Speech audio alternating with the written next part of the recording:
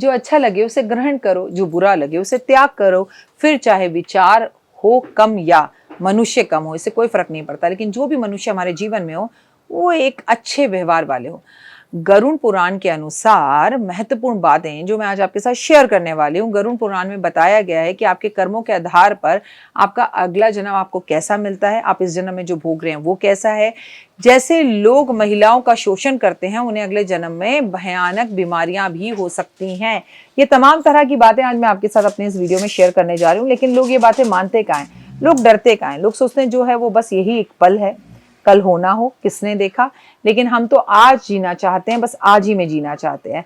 नमस्कार, सुस्वागतम, वेलकम, अभिनंदन। मैं हूं आपके साथ आपकी महत्वपूर्ण, आपकी खुद की होस्ट एंड दोस्त डॉक्टर वाई राखी, और एक महत्वपूर्ण जानकारी आज गरुड़ पुराण से आपके साथ शेयर करने वाली हूँ। ओए होए, कैसे हैं आप? वीडियो को अंत तक जरूर देखिए, यकीन मानिए आपको बहुत ही अच्छी जानकारी आज मैं यहाँ देने वाली हूँ। शायद आप लोगों के विचार बदल जाएं, शायद आप लोगों का मन बदल जाए और आपका सोया हुआ भाग्य जाग जाए। सिर्फ आपकी एक सोच बदलने की देर है। चलिए कार्यक्रम की शुरुआत हमेशा की तरह बिलीव इन कर्मा।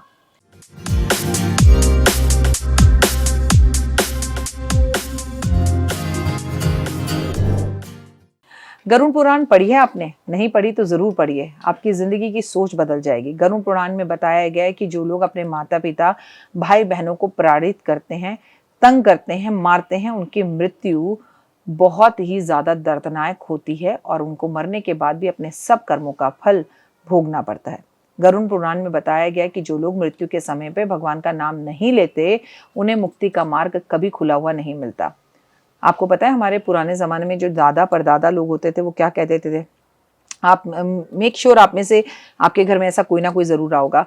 मुझे नीचे उतार दो, मेरा जाने का समय आ गया, मेरे मुंह में तुलसी डाल दो, और मुझे गीता पढ़कर सुनाओ, और मेरा ये काम करना, ये सब मतलब सब कुछ बता जाते थे। जैसे उनको ना फ्यूचर दिखता था। ये नॉलेज थी पहले के लोगों के अंदर, उन्हें पता लगता था कि मेरे जाने का टाइम आ गया। गरुड़ पुराण में बताया गया है कि एकादशी व्रत पर जो पूरी श्रद्धा और भक्ति के साथ करता है, वैसा व्यक्ति के जीवन के सभी दुख और दर्द खत्म हो जाते हैं। लेकिन व्रत रखे तो सही। आपके साथ मैं हमेशा बताती हूँ, आज एकादशी का व्रत है, आज शुक्ल पक्ष की एकादशी है, आज कृष्ण पक्ष की एकादशी है। 2 मिनट का उपाय शेयर करती हूँ, आपको बताती हूँ। प्लीज व्रत रखो, व्रत नहीं रख सकते तो कम से कम दान करना, कम से कम भगवान विष्णु के आगे गाय के घी का एक दिया जला देना। तमाम बातें आपको यहाँ पर सब कुछ फ्री में पता चलती हैं। अब अपने ऊपर आप कितना एप्लीकेबल करते हैं ये आपके ऊपर है। गरुड़ पुराण में बताया गया है कि तुलसी की सेवा करने वाले का स्वास्थ्य संबंधी विकार कभी नहीं होते और वो हमेशा स्वस्थ रहता है। अब देखिए, उसके 100 जन्म के कर्म खराब हो तो बात और है, और अगर ऐसा इंसान बीमार पड़ भी जाए तो जल्दी ठीक हो जाता है। गरुड़ पुराण में बताया गया है कि शत्रु के पास काम करने वाले नौकर या कर्मचारी पर भरोसा कभी नहीं करना चाहिए। अगर वो उनका नहीं है तो आपका भी नहीं होगा। गरुड़ पुराण में बताया गया कि व्यक्ति को कभी भी अपनी कला ज्ञान पर घमंड नहीं होना चाहिए, और जिस भी व्यक्ति को अपनी कला और ज्ञान पर घमंड होता है ना केवल वो खत्म होता है बल्कि उसका पूरा संसार खत्म हो जाता है। इसका प्रत्यक्ष प्रमाण हमें महाभारत में भी मिलता है। गरुड़ पुराण में बताया गया है कि भोजन संतुलित मात्रा में करना चाहिए। ज्यादा करने से मोटापा तो बढ़ता ही है, लेकिन आपकी आयु भी कम होती है। गरुड़ पुराण में बताया गया है कि आपको अपने घर में आए हुए व्यक्ति का सम्मान करना चाहिए, उसे खाना पानी अवश्य पूछना चाहिए, तो मनुष्य को सफलता प्राप्त होती है। अगर आपके घर के अंदर कोई आया और आप उसे दरवाजे से ही बेइज्जत करके भेज रहे हैं तो आप जीवन में कभी तरक्की नहीं पाएंगे। धार्मिक कर्तव्य, धर्म कर्म और पूर्व जन्म कहा जाता है। धर्म कर्म कर्तव्य कार्य बहुत ही ध्यान से करने चाहिए। गरुड़ पुराण के अनुसार व्यक्ति को अपने जीवन में अच्छे कर्म करने का मौका ढूंढना चाहिए, ताकि उसे मुक्ति पुण्य का अच्छे फलों का फल प्राप्त हो सके, उसके जीवन के कष्ट दूर हो सकते हैं, वो अपनी किस्मत और भाग्य को बदल सकता है।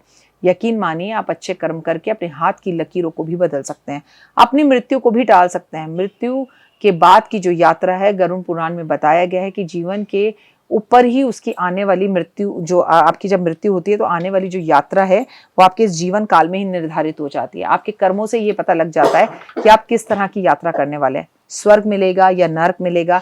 गरुड़ पुराण के अनुसार आपकी स्थितियां जो हैं वो आपको सुख या आनंद का अनुभव देती हैं। अब आप सोते रहे, आप 12 बजे सोकर उठ रहे हैं, आपने कभी सूरज को जल नहीं दिया, आप कभी मंदिर नहीं गए, आपने कभी कमाई का हिस्सा नहीं दिया, तो आप क्या सोचते हैं कि आपको मरने के बाद स्वर्ग की प्राप्ति होगी? अगर आप उन लोगों में से हैं जो ये कहते हैं स्वर्ग और नर्क धरती पर ही है, मरने के बाद किसने देखा, तो एक बार फिर गरुड़ पुराण पढ़ लीजिए। कर्म फल और यमराज का न्याय, यमराज के कर्मों के अनुसार ही न्याय करते हैं। और चित्रगुप्त का जो मंदिर है ना, हर बार आपको जो है मैं कार्तिक में लेके जाती हूँ, दर्शन कराती हूँ, आपके नाम के दिए जलाती हूँ, वही हमारा चिट्ठा पट्ठा सब लिख रहे हैं। और हमारे हमारे कर्मों के फल के हिसाब से हमें स्वर्ग और नर्क मिलता है।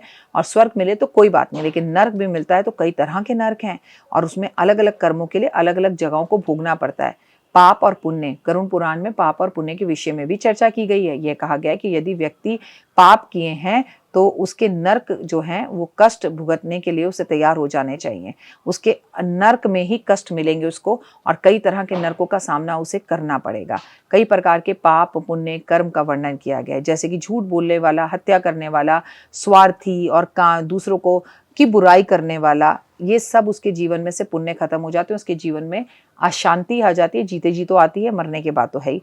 श्राद्ध तर्पण का बहुत महत्व है। कर्म ऐसा कहा गया है गरुड़ पुराण में, पिता की पूजा तर्पण विशेषकर उनके जो संस्कार हैं, अंतिम संस्कार, उसे पूरी श्रद्धा और भाव के साथ करना चाहिए। अगर आपके घर वाले भी आपके लिए अच्छे से आपका के लिए सब चीज़ें अच्छी नहीं करते, वो 14 दिन का 13 दिन का जो 13वीं बनाते हैं, जो चौथा करते हैं, जो दान पुण्य, शैया का दान, सोने का दान, चांदी का दान और उसके बाद कपड़ों का दान, अन्न का दान, वो नहीं करते तो आपको मोक्ष की प्राप्ति तो होती ही नहीं है। साथ में आपको यम भी बहुत मारते हैं। कि गरुड़ पुराण में मोक्ष प्राप्ति का रास्ता सिर्फ एक ही बताया गया है। मोक्ष का अर्थ है जन्म मृत्यु का चक्र से मुक्ति पाना। अगर आप मोक्ष पाना चाहते हैं तो सत्कर्म करें और धरती पर रहते हुए जीते जी ही सत्कर्म करें। मरने के बाद अगर आप ये सोचते हैं किसने देखा, तो फिर अपने इस जीवन काल में आप जरूर सोचिए, किसी भूखे को कभी पानी पिलाया है आपने? कभी कोई कुआं खुलवाया है? कोई मंदिर बनवाया है आपने? क्या कभी कोई अच्छा काम किया है? कभी किसी की स्कूल की फीस दी है आपने? जीवन का उद्देश्य धर्म करना है। क्या कोई धार्मिक कार्य करें, अपने कर्तव्य को निभाएं, अपने माता पिता की सेवा करें, माता पिता का अपमान कभी ना करें, घर आए व्यक्ति का अपमान कभी ना करें, उन्नति जीवन में आपको जरूर मिलेगी। यज्ञ करें। गरुड़ पुराण में कहा गया यज्ञ दान का महत्व बहुत ज्यादा है। यज्ञ भगवान को प्रसन्न करता है और दान पुण्य की प्राप्ति करता है। खासकर दान विशेष कर है। अगर आप व्यक्ति का अपने कर्तव्य का पालन करते हुए दूसरों की मदद भी करता है तो उसके कई पाप तुरंत नष्ट हो जाते हैं। आध्यात्मिक उन्नति का ध्यान, कहा गया है कि गरुड़ पुराण में ध्यान साधना आध्यात्मिक उन्नति के बारे में उपदेश दिया गया है। ये बताया गया है कि व्यक्ति को ज्ञान आत्मज्ञान प्राप्त करने के लिए नियमित रूप से ध्यान करना चाहिए और अपनी आत्मा को जागृत करना चाहिए। तो गरुड़ पुराण जीवन में एक बार जरूर पढ़ें। पहले मैं भी ऐसा समझती थी कि जीवन में गरुड़ पुराण जब घर में किसी की मृत्यु हो जाए तभी पढ़ी जा सकती है। जी नहीं, आप चाहें तो गरुड़ पुराण आप YouTube पर सुन भी सकते हैं, और उसे पूरी तरह से सुनने पर आपका जीवन बदल जाएगा। क्या इसका निष्फल है? इसका निष्फल है गरुड़ पुराण एक धार्मिक ग्रंथ है जो जीवन के प्रत्येक पहलुओं को समझाने में मदद करता है। इसे धर्म कर्म पुण्य और पाप मोक्ष और मृत्यु के बाद की यात्राओं का विस्तार में वितरण है। ये पुण्य जीवन के उद्देश्य को समझाती है। अच्छे कर्म करने के लिए हमें उन्नति के मार्ग पर चलने का मार्गदर्शन प्रदान करती है। मैं तो कहूँगी इस दुनिया में जितनी भी पुराण हैं उसमें सबसे महत्वपूर्ण पुराण गरुड़ पुराण है। होए होए, जय माता दी।